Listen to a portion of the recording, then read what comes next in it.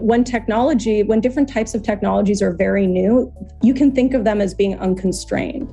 And that is when we haven't really seen how they're going to interact with humans in the world, and we don't really know what harms they might bring forth.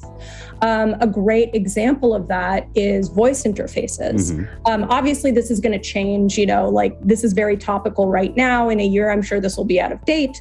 But, we don't know necessarily. We do know some about voice interface, but that's an example where it's like somewhat unconstrained, right? Because harms have not necessarily emerged, been quantified, publicized, talked about. We don't really have policy that constrains that technology. So there's another chapter in the book, which is all about constrained spaces. And that chapter is about construction, finance, and healthcare. And those are spaces where, harms are much better understood and quantified. And so they're very policy constrained. And designers working in those spaces are extremely familiar with policy because they have to work within it and figure out how to.